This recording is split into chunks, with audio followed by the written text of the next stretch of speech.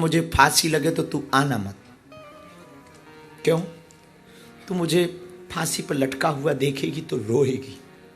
मैं नहीं चाहती कि जिसका बेटा वीर हो, जिसका भी बेटा देश के लिए शहीद हो, उसकी मां रोए। हमारा जो तिरंगा है ना, हवा से नहीं लहराता, सैनिकों की श्वासों से लहराता है।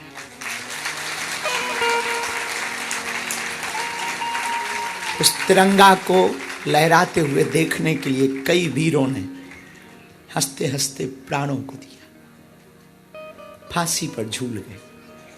भगत सिंह, उम्र कितनी थी? 22 साल। सुखदेव, राजगुरु। पता है तुम्हें, जब भगत सिंह की मां अंतिम बार मिलने आई तो भगत सिंह उनको बेबे कहते थे। मां, जब मुझे फांसी लगे तो तू आना मत। क्यों? तू मुझे फांसी पर लटका हुआ देखेगी तो रोएगी। मैं नहीं चाहती कि जिसका बेटा वीर हो, जिसका भी बेटा देश के लिए शहीद हो, उसकी मां रोए, वरना सब कमजोर समझेगी। इसलिए तुम आना मत। और मां, सुनो ध्यान पूर्वक, मां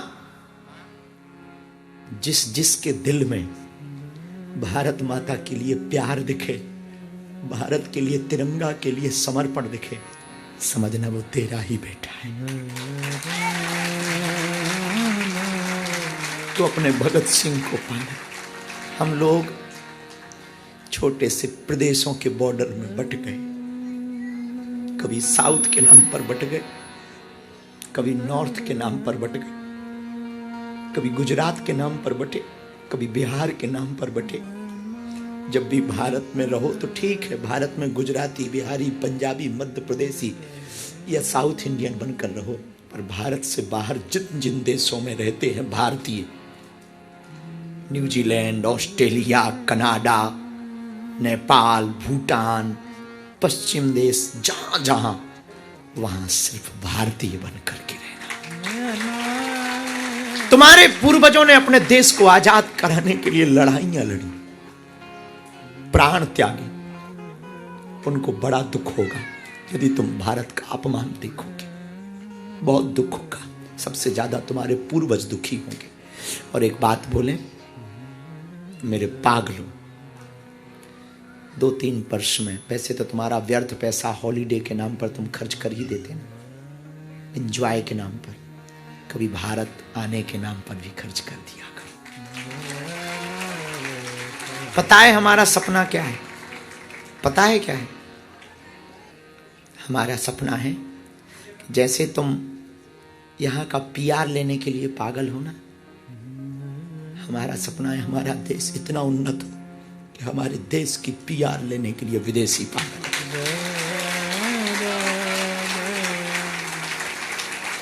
इसीलिए हम निकले हैं बाहर। हम तुम्हें कथा सुनाने या नचाने नहीं आए, ना डॉलर कमाने आए। हम तुम्हारे अंदर वो प्रेम देश के प्रति देखना चाहते, क्योंकि वहां कई देश के सैनिक इसलिए लड़ रहे हैं, सरहद पर खड़े हैं, कि भारत के लोग चैन से सोते हैं, रातों भर जागते। कईयों की शादियां होती हैं, दूसरे दिन ही चले जाते। मां देख नहीं पाती चेहरा। तुम भी तो अपना देश छोड़ के निकले, तुम्हारी भी मां इंतजार कर रही। तुम्हें पढ़ने के नाम पे भेजा, समृद्धि के नाम पे भेजा, सफलता के नाम पर भेजा। तुम्हारी 2 मां इंतजार कर रही, एक जन्म देने वाली मां, एक भारत मां। और सुनो, हम ज्यादा सामर्थ्यवान तो नहीं है, पर जितनी क्षमता है, तुम्हारा भारत में कोई भी ना हो ना, बागेश्वर चले आए, चाहे जब चले आए। हाँ, भीड़ रहती, मिलने में थोड़ी देरी होगी, लेकिन हमने तुम्हारे लिए एक अलग काउंटर बना दिया, NRI काउंटर। हाँ, जा करके मिलने को बता देना, भले ही 2 दिन बाद 3 दिन बाद मिलेंगे, क्योंकि बहुत काम करना होता ना।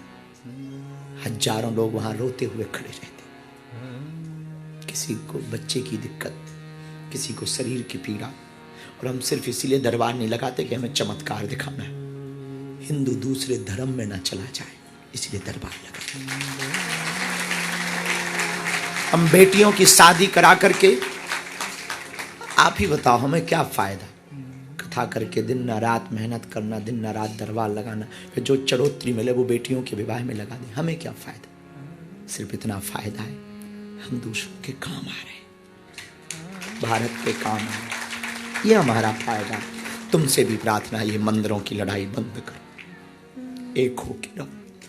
इस एकता के लिए कईयों ने अपने प्राण दे दिए, उनके कम से कम उनके जीवन पर पानी तो ना फिर, उनके संकल्पों पर पानी तो ना फिर। तुम्हारी 2 माँ इंतजार कर रही, एक तुम्हारी जननी माँ, एक तुम्हारी भारत माँ। समय मिले तो आया करो, कुछ दिन व्यतीत किया करो, कुछ दिन गुजारा करो। ये जिंदगी तो लगी रहनी है, चाहे तुम जितना कमा लो, नया टास्क तुम्हें दूसरा मन दे ही देगा। तुम्हारा मन फिर कहेगा अब ये हो जाए, अब वो हो जाए। और संस्कार यदि तुम्हारे बच्चों में नहीं रहेंगे तो तुम एक दिन रोओगे, यहां पर अकेले पड़े रहोगे, कोई ना सुनेगा तुम्हारा। तुम्हारे बच्चे जिस दिन सब छोड़ के चले जाएंगे, तुम्हें छोड़ के चले जाएंगे, तब तुम्हें पता लगेगा। हम चाहते तुम अपने बच्चों को संस्कारी बनाओ, आज्ञाकारी बनाओ, भगवान का भक्त बनाओ, चाहे जैसे बने उन्हें बनाओ। कबहू तो दीन दयाल के भनक पड़ेगी कान। और हाँ, परिवार से 7 बार हैं दिनों में, सोमवार, मंगलवार, बुधवार, गुरुवार, शुक्रवार, शनिवार और रविवार, लेकिन एक 8वां वार है परिवार। एक 8वां भी वार, उसको लेके चलो। तुम परिवार की 2 बातें सुनकर के भाई को मत छोड़ देना। तुम्हें पता है रावण ने क्या कहा राम जी से? जब रावण मरने लगा तब यही बोला, राम मैं तुमसे हर चीज में बड़ा हूं, कद में बड़ा हूं, पद में बड़ा हूं, संपत्ति में बड़ा हूं, सेना में बड़ा था, लेकिन मैं हार गया, तुम जीत गए। राम जी ने पूछा क्यों? रावण बोला, मेरा भाई मेरे साथ नहीं था, तुम्हारा भाई तुम्हारे साथ था, इसलिए तुम जीत गए, मैं हार गया। तुम 2 रुपयों के कारण, 1 एकड़ जमीन के कारण अपने भाई को मत छोड़ देना। भगवान ने चाहा तुम खूब कमा लोगे, भाई को मत छोड़ देना, माँ को मत छोड़ना, परिवार को मत छोड़ना। इससे बड़ा सुख कुछ भी नहीं। इसलिए जब तुम्हें लगे भारत आते रहना और तिरंगा को खूब सम्मान देना, ताकि ऑस्ट्रेलिया में भी तिरंगा का सम्मान निरंतर बढ़ता जाए। ये हर हिंदुस्तानी की जिम्मेवारी है। मेरा कर्मा तू, मेरा धर्मा तू,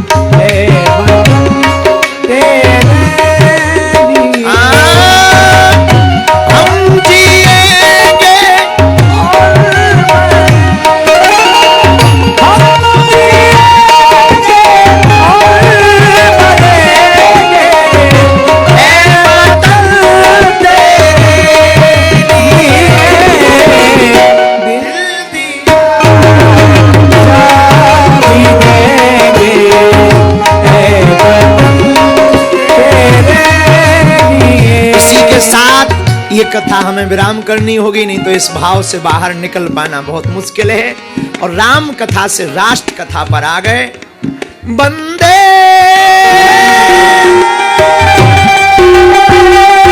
मातरम।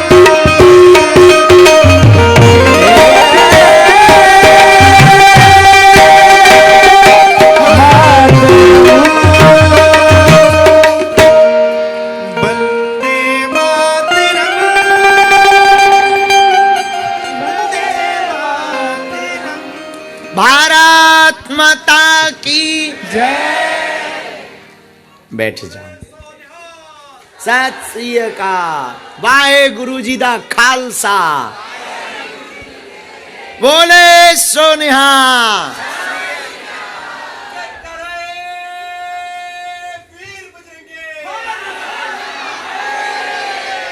जय भवानी।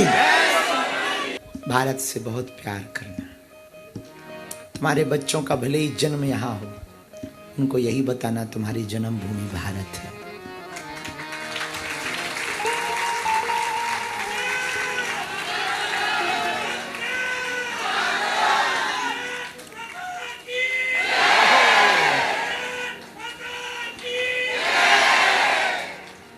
वहां का तो पूछो ही मत।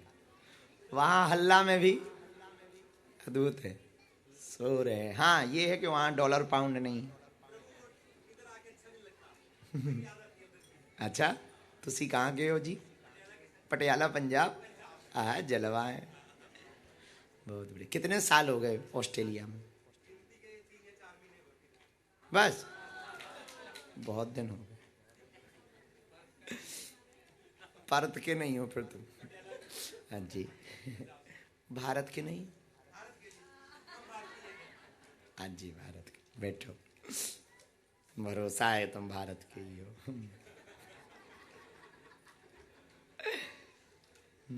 पापा कौन सा देश है? Papua New Guinea. Papua New Guinea.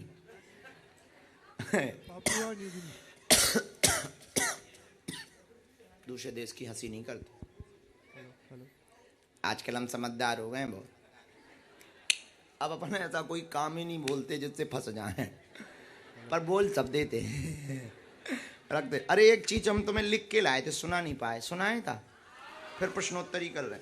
हमने दुखदाई लोगों के नाम लिखे कि कौन कौन दुखदाई है। हेलो सुनो, दुखदाई कौन कौन है?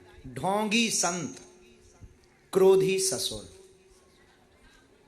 ढोंगी संत, क्रोधी ससुर, लोभी राजा, विरोधी भाई। पूत कपूत, लड़ाकू पड़ोसी। पूत कपूत, लड़ाकू पड़ोसी, नीच को संग, स्वतंत्र लुगाई। मित्र सदा कपटी, सठ सेवक, दीन सहायक और चोर जमाई। रोगी वैद, वियोगी वाचक, यह सब ब्रजराज सदा दुखदाई। इन लोगों से बच के रहना, बाकी हम अलग से डलवा देंगे तुम्हें। पढ़ लेना कि हमने कौन कौन कहे। बोलो सीताराम। हिंदी समझ आती है आपको? हमें लगा नहीं आती हो। पर्थ वालों को तो आती है। पर्थ का अर्थ ही परमार्थ। पर हम दहिया जी को धन्यवाद दे रहे, टीम को धन्यवाद दे रहे। बहुत अच्छी व्यवस्था की, बहुत आनंद आया।